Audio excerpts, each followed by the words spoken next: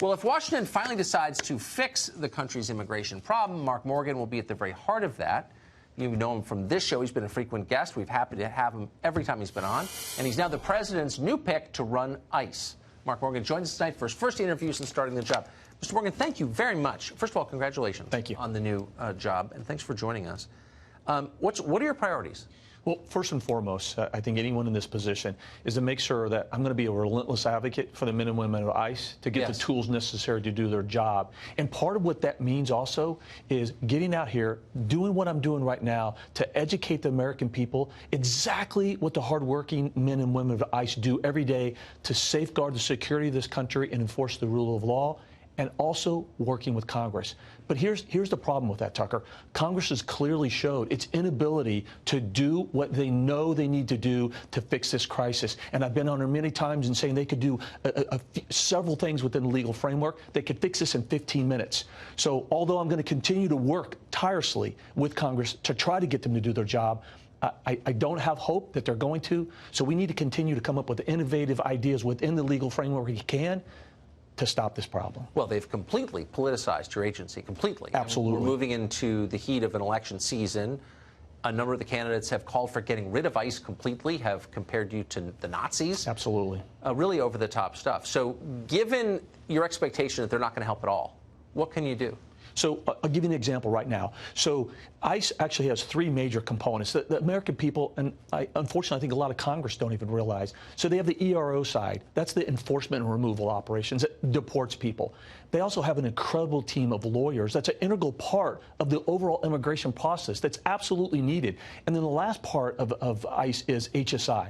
Homeland Security Investigations. And I'll give you an example. So those three major components make up ICE.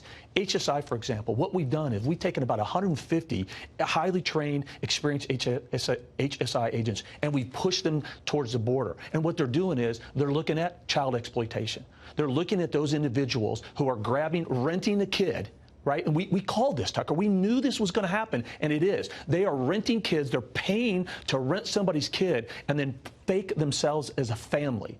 And right now, and we've infused the DNA testing that we've talked about in the past. So between their investigative skills and the DNA testing, right now in the pilot program, they're finding 25% of the so-called families come across absolutely fake, fraudulent. Just the other day, they caught a 51-year-old man from Honduras. Guess who he had with him as a family? A 6-month-old. And because of the work of HSI, they found that to be completely false. That's the kind of stuff that we're doing, and we need to continue to do. What would happen if we got rid of ICE? Exactly. So right now, ICE, on the ERO side, this year so far, just the first quarter, 66,000 individuals have been deported.